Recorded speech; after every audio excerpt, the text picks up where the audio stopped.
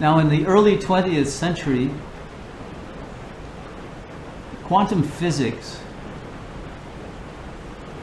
inadvertently discovered the mind of God.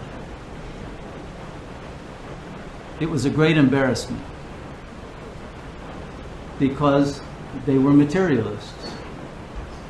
And suddenly their quantum equation proved that what they thought had been the elementary basis of the universe, particles of matter, were actually nothing but waves. Waves of possibility. Mind waves. And so the basis of this entire universe is not matter, as you've probably been taught in school, because they covered this over as quickly as they could and pretended nothing had changed and tried to get you to focus on Darwinism instead of on the implications of physics.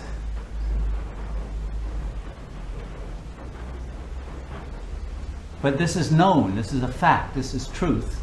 And you can look it up in any book that gives you the truth of quantum physics. This is science. This is not metaphysics. It's not mysticism. It's simply science.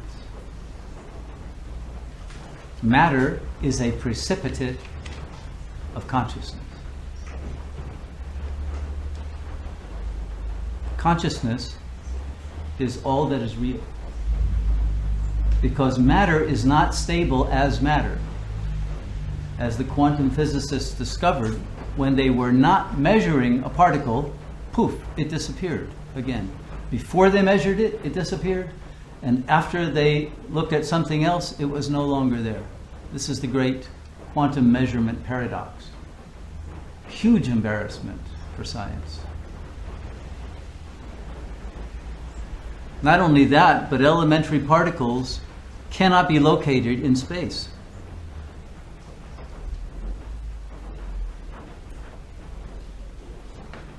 And the discovery that they ultimately made was that even space is an illusion. And particles jump from one point in space to another without going through the intervening space. And they discovered that time is an illusion. So if matter, space, and time are all illusions, what is real?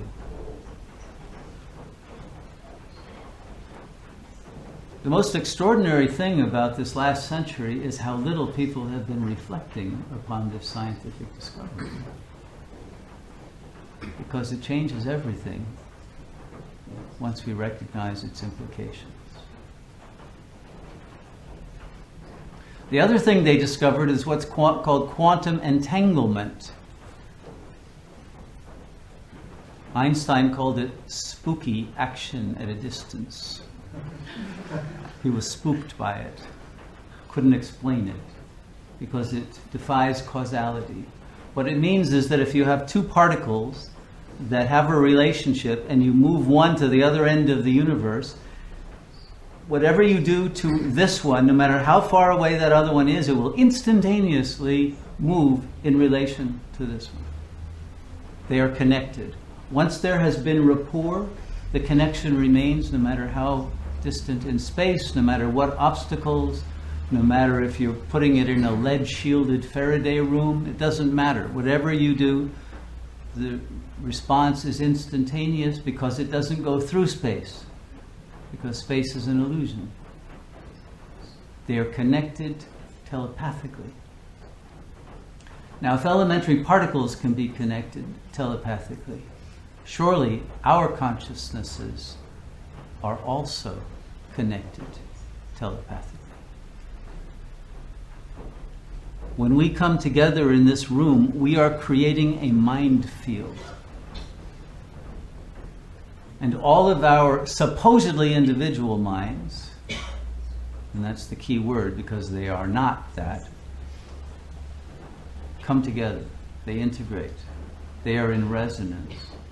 And the more that we meditate together, the more that resonance stabilizes.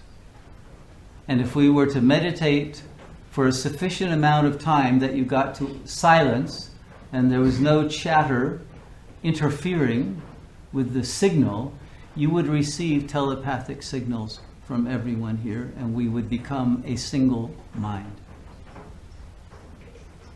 And we would experience that as such.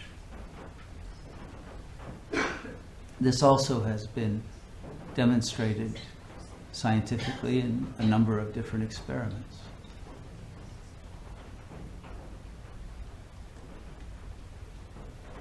So, the belief that we are separate beings is a delusion. The bodies seem to be separate, but quantum physics has now taught us that the bodies are not actually made of matter. They're made of the same waves, all of us. We are a single quantum unified field. And the bodies are simply modifications of the waves that produce the space, the illusion of matter, the energy, the movement, the thought. All of it is a single whole, an unbounded whole. And the intelligence is that of the whole, of the cosmic mind, not of any of the individual minds that are waves that have become in their own illusion particles, separate egos. But in fact, when the truth is recognized, the ego particle converts back into the wave of that same mind of God. That conversion is Sat Yoga. The yogis realized all of this 5,000 years ago without having to build multi-billion-dollar Large Hadron Colliders or other high-energy physics apparatus.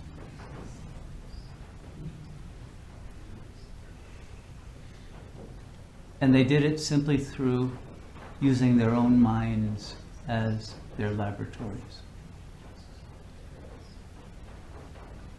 And those experiments done by those ancient yogis have been recapitulated over and over and over again in every generation.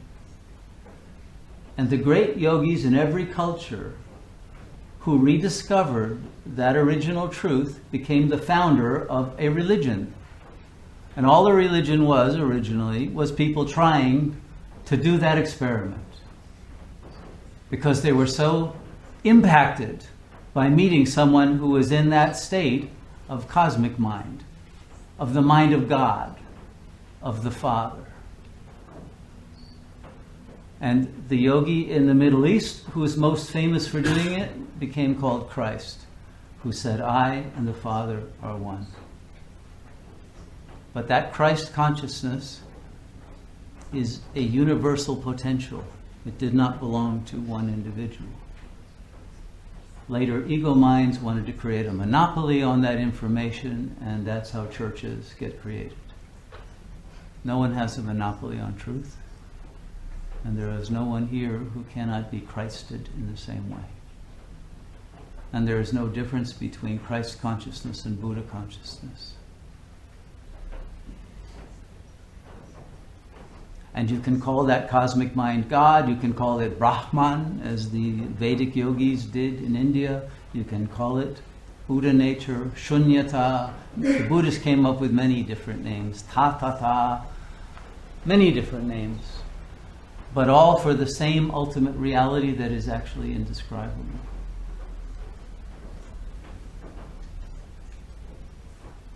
In India, their best description was Sat Chit Ananda.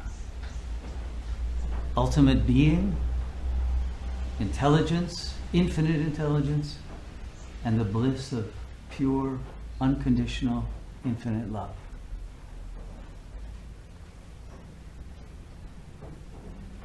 That is what we are.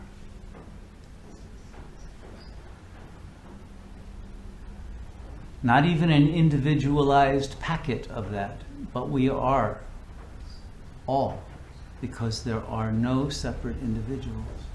There is a single, unified field. The ego is simply the resistance to the power of that field. Because that field will dissolve the ego. When someone allows the ego to dissolve into the quantum field that is the mind of God, that's called death and rebirth in the spirit, in religious terminology. It's called liberation, salvation, redemption. It's the goal of all human culture. We are living in the first civilization that refuses to recognize that and make that the end and object of life, and yet it's the first civilization that has actually proved the truth of it scientifically. Now, if that isn't the ultimate paradox.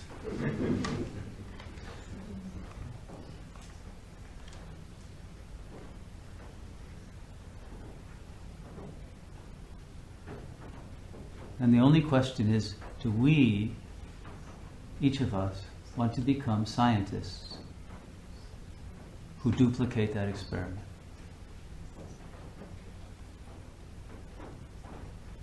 Or remain in the ego mind of anxiety, of fear, of lack, of depression, of addiction, of pathology, and lead a life of devastation and ruin because we have failed to connect with the wisdom that is our own birthright, our own self, our own source, our own potential for eternal life. We can actualize that potential.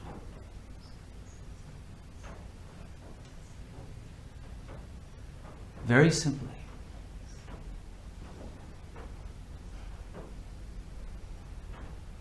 Through the realization of the consciousness that is perceiving our own thoughts. Everyone knows inherently that you are not your thoughts because you're seeing them, you're watching them, you're hearing them in your mind, right? They are appearing in front of you. Thoughts, images, memories, all of them are mental objects. And so if they are an object, you must be the subject. What is the subject? It is this question that hardly anyone ever asks, or at least they do not ask it consistently enough, deeply enough, to penetrate through the illusion that, oh, I must be just the body. They tell me I'm the brain, that's what I am. And they stop and fall for a false answer. Or they identify with the words in language, the representations of the identity. The word I, yo. That word, once you believe that that is you, then will carry you off on the stream of consciousness that will lead to all the dead ends that thought is prone to.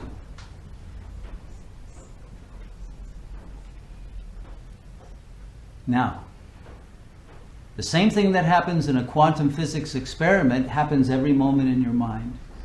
Before you have a thought, when your mind is silent, even if it's only for a moment, you have the potentiality for creating any possible thought, any of an infinite number of thoughts.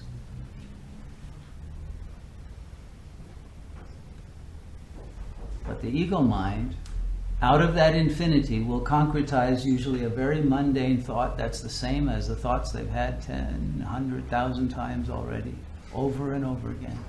Out of all the possible thoughts you could think, the most sublime, the most imaginative, the most inspired, the most creative, the most genius thoughts. No, little tiny ego thoughts that are a boring repetition of everything you've thought over and over and over again. How long do you want to go around that circle? Play the same record over and over. Aren't you tired of it? Wouldn't you like to renew your thought album collection? Wouldn't you like to live an inspired life? Life of genius. Well, everyone has access to genius because it does not belong to the ego mind. It belongs to this infinite mind. That you really are. But have cut off access to because of the chattering repetition of the boring old ego thoughts.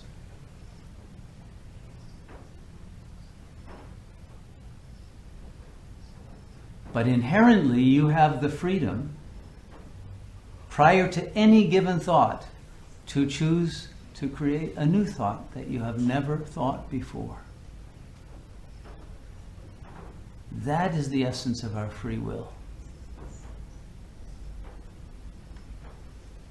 But to do that, we have to recognize we do not know who we are. Because who we think we are is not who we are. And most people believe they are who their mind thinks they are. And those thoughts come from who other people told you you were, parents originally, and then the whole system. And looking in the mirror, you say, that's me, I must be a body. And all of the implications and the thoughts that go from that. And the personality that develops to deal with the adversities of a pathological family system. And a whole social system in which no one recognizes you for who you really are. And so you forget yourself to go along and get along. But at any moment you have the freedom to break out of the prison of the ego mind with its constant repetition of the same boring thoughts that create all of your suffering. They create not only mental and emotional suffering, but they create physical suffering. Because again, it's been proven, this is known, that almost all physical illnesses and diseases, and they're called that for a reason, are produced by thoughts in the mind. Thoughts that get repressed into the body, so the mind doesn't know what they are, but the repressed comes back in the form of physical suffering. Or it can be projected out into the world, and it'll come back in terms of experiences from out there, the so-called out there that you've all admitted is really in your own mind, but that seems to come from outside, that we generally call karma. But because all of it comes from your own thoughts, and you have the freedom to change your thoughts, you can end your suffering at any moment. But it will require the courage to fully recognize that you don't know who you are.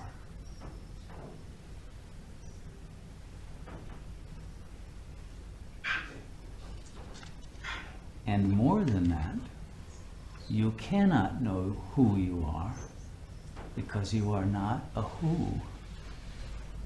That's the illusion of identifying with the body. The cosmic mind can appear as a who, but is it?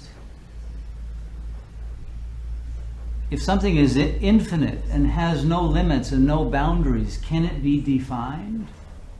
To define is the opposite of infinite. You are indefinable, unknowable. You are the ultimate mystery. And most people cannot handle that fact. It's too much. So I'd rather find some little comfort zone of suffering and pain and believe that's me, and then let that little me live out.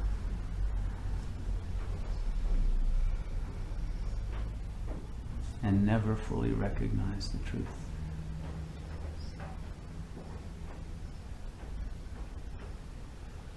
Eventually, that little me, which cannot cope with the great challenges of life, because it doesn't have the wisdom, it doesn't have the love, doesn't have the power of will to live a life of nobility and virtue and empowerment and clarity and joy, because it feels lack and anxiety and all of those other pathological emotions that are an inherent product of belief in the false self, cannot do it. And so at some moment, when you do a cost-benefit analysis, you realize the cost of maintaining your false ego identity is too great, and that you're cheating yourself of the benefit of your infinite, eternal, blissful self.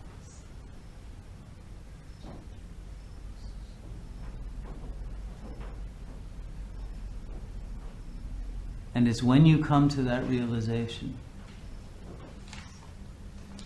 that you have grown too large for your ego identity. You're like the snake that has to shed its skin in order to grow into a new skin that will now suit it. But unlike the snake that does it naturally and easily and instinctively, we resist it. And then we get more and more stifled, stultified, and choked by our own fear. It's fear of growth, fear of metamorphosis, fear of the unknown self, fear of power, fear of love, fear of truth.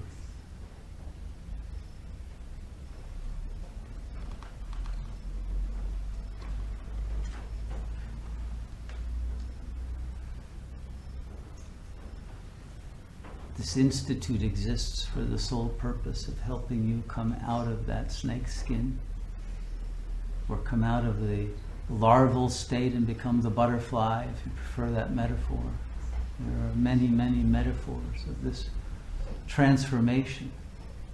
But this is the perennial, eternal process of a human being growing to its full stature, our full potential, and realizing that we are not simply human, but divine. And that's the meaning of the metaphor of Christ, both man and God. But it's not about one guy back there.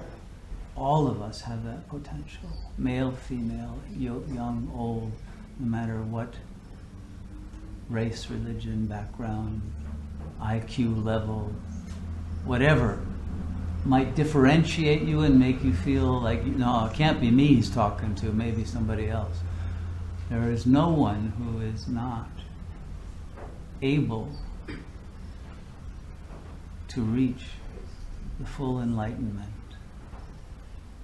of self-realization.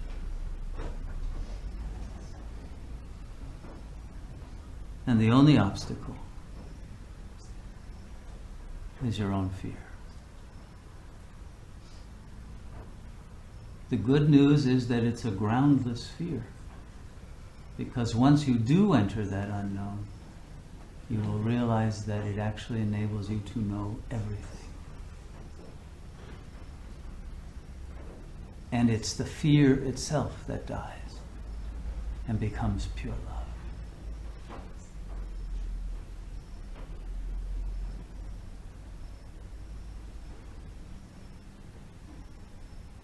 And it's the love that will heal your life and heal everyone who is in your life, because the power of love is that strong. But it has to be the infinite love, the unconditional love, the love that is God. You are that.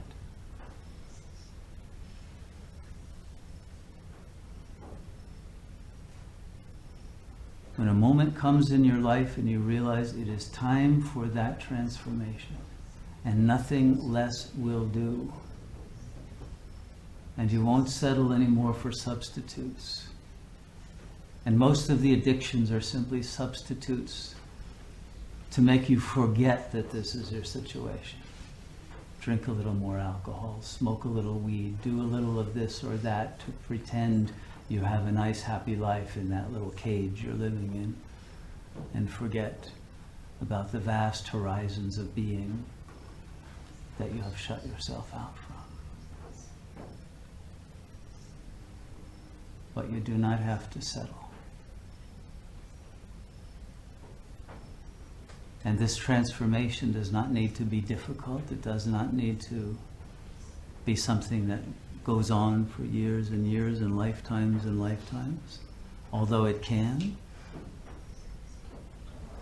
But it goes on only as long as it takes for you to defeat the demon of fear. And this community exists to help you slay that demon and gain real power, not the false power of the ego. That power is a bluff.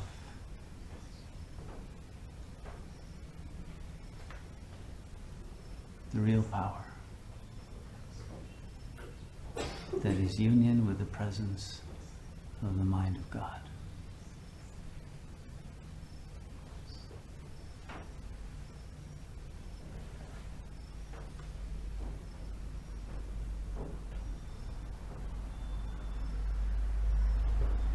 Because you are already it, the process is a simple one. It simply is stop pretending you're not it. And every thought that comes from the ego mind is a pretense.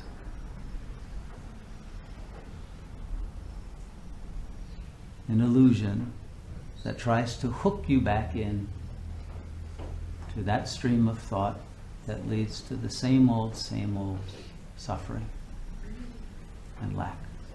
But when you refuse to think those thoughts and you turn your mind to the source of your being, the presence of the mind of God, of the divine light, the radiance, the power is right there.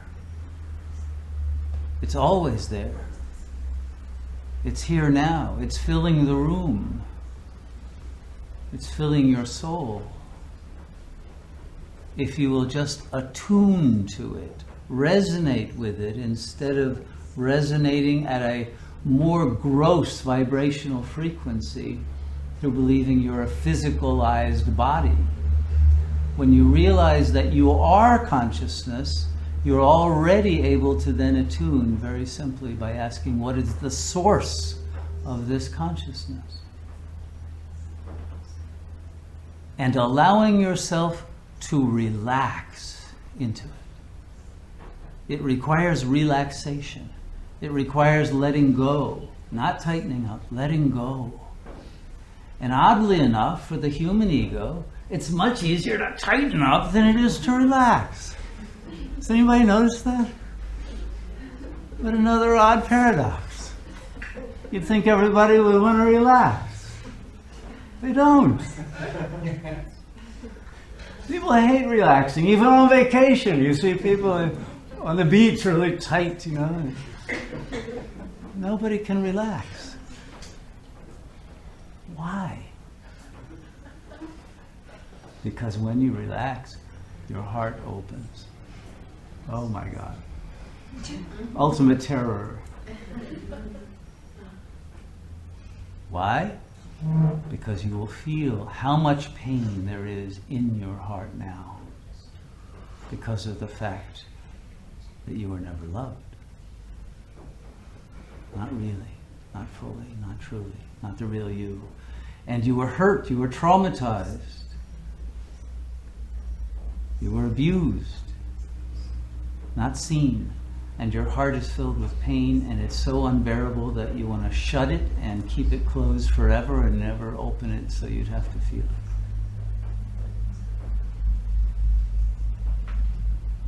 And so you don't want to relax. But if you're willing to relax, knowing that the healing power of God is right there, actually in your heart, but you need to open it from behind in order to let it in, to let it into the ego level of your emotional body, it will wash away all the pain. It will do it instantly. You won't have to carry that unbearable pain anymore that you deny that you even have, but that's creating all the suffering in your life. You don't have to deny it because it'll be gone. But until you can feel it, you can't heal it.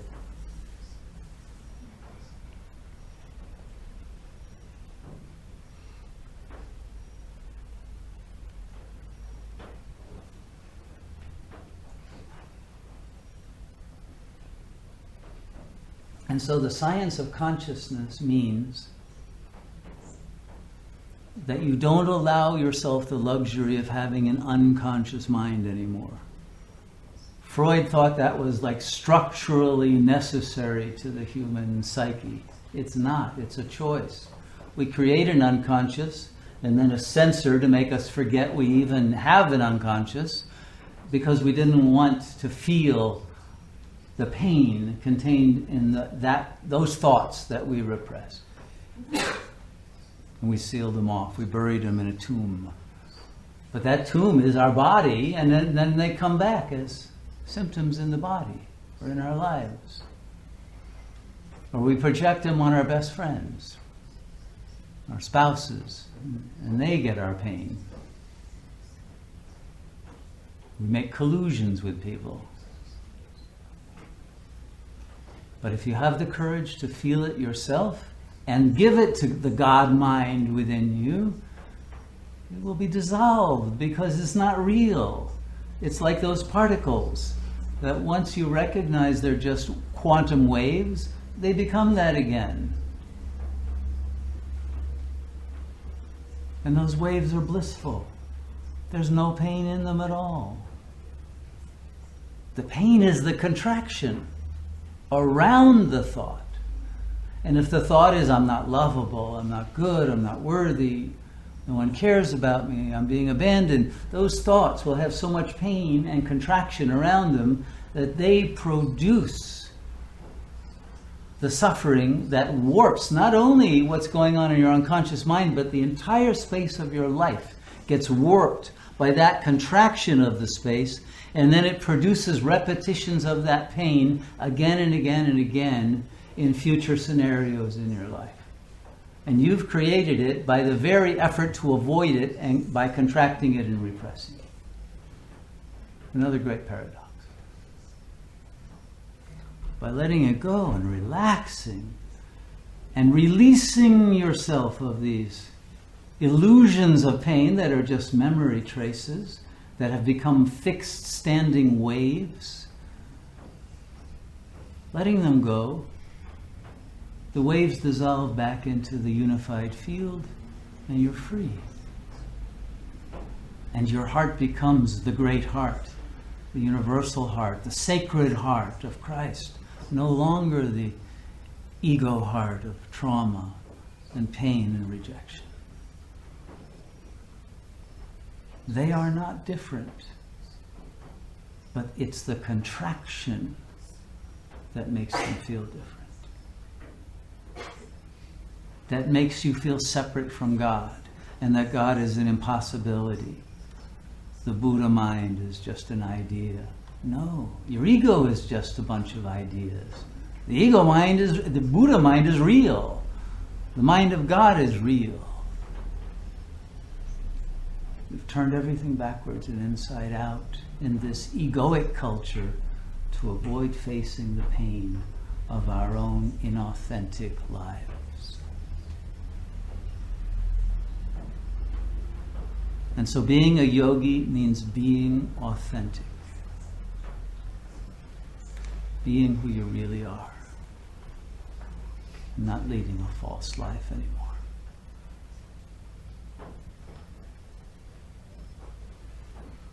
If you're willing to do that, you don't need any techniques to achieve liberation. You just have to stop lying to yourself and to know that every thought in the ego mind is a lie. It is in the silence, the peace, the presence of the real self that you find truth.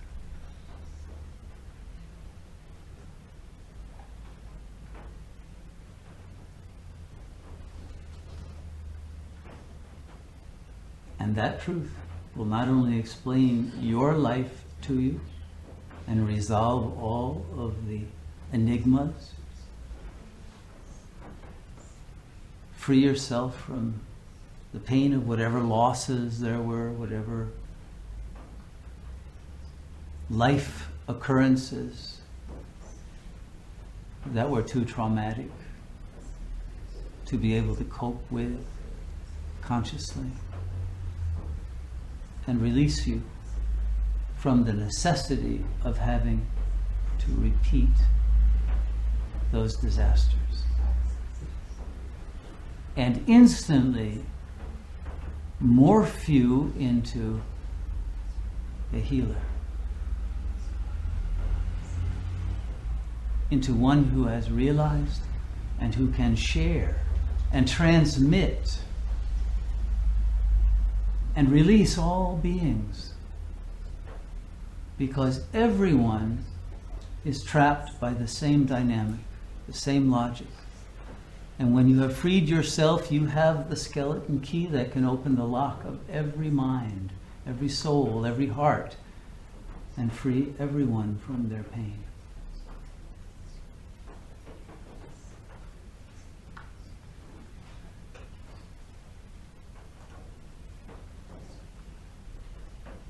But it all depends on freeing yourself.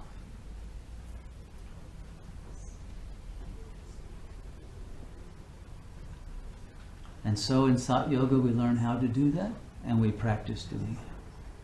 For some people, they want to put a toe in the water and then another one, and they do this very gradually, and they can take years to do it. And others just dive into the pool, the baptismal pool that is actually an infinite ocean of consciousness, and dissolve the ego at one go. You can do it any way you want to do it.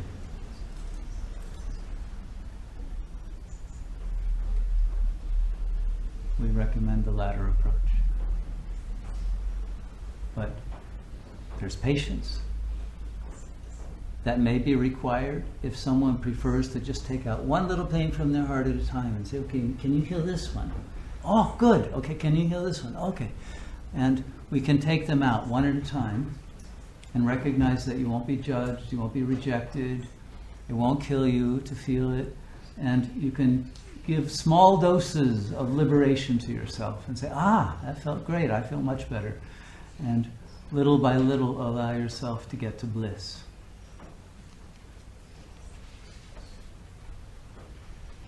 Or you can have it all, because you are it, here and now.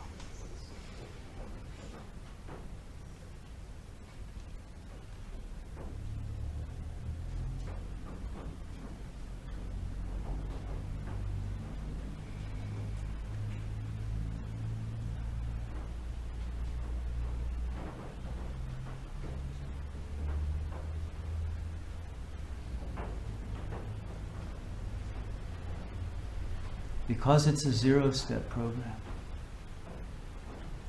it means there is nothing to do. The ego doesn't know how to do nothing.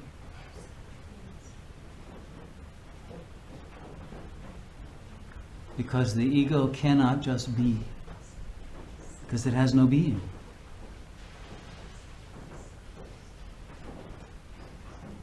But the only method is to just be. As the silence that is perceiving, and that it becomes aware of itself as the perceiver. And as you become fully aware of yourself as the perceiver, you realize that everything being perceived is part of that perception. There's no other. There's no duality. This is all one. And when there's the recognition of that oneness, And the realization that there is not a multiplicity of beings, but one whole consciousness, at that moment, when that gets in and the light goes on, there is no more fear. Because fear is always of an other. Someone else. Someone will betray me. Someone will leave me. Someone will do this to me. Someone will do that to me. But when there is no other, and you realize that the world is simply your reflection, do you have fear if you look in the mirror and the face growls back at you? If you weren't growling at it, you might. But you're always growling at it if it's growling back. And the world is just our mirror. And once we recognize that, fearlessness becomes clear as the nature of our being.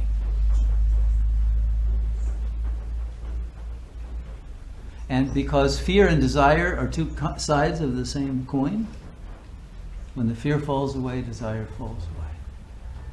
And desire is lack.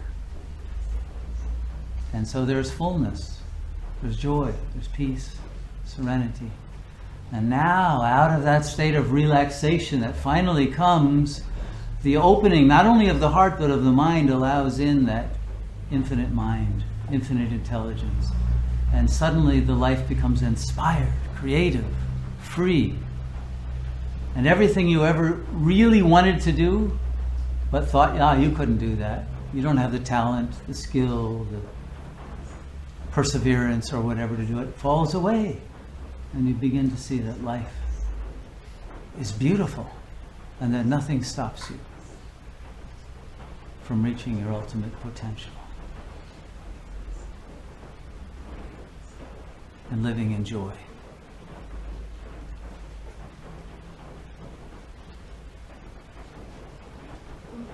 Continuously.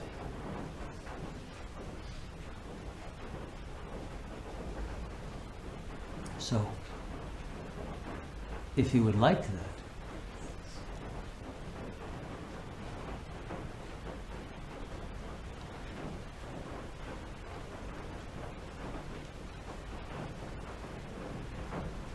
recognize that nothing stops you from giving it to yourself.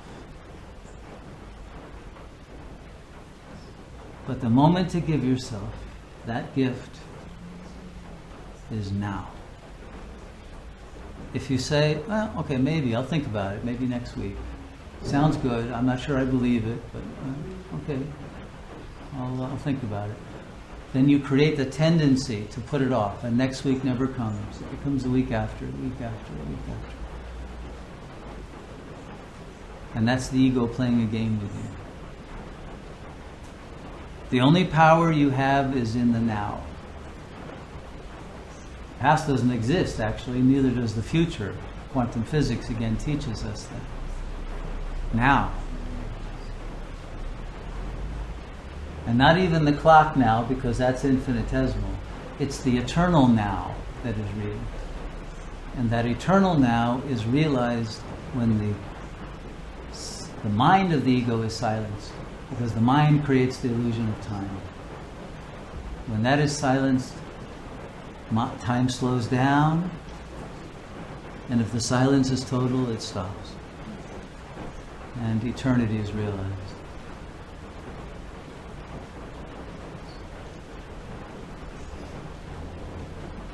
Eternity is not a long time, it's the recognition of the illusion of time.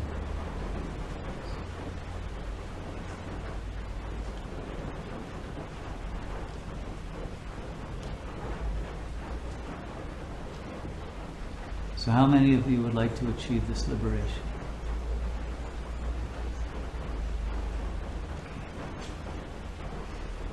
And let's meditate together and do it with the intention that you will liberate yourself now into the Buddha mind, the mind of God, the absolute reality.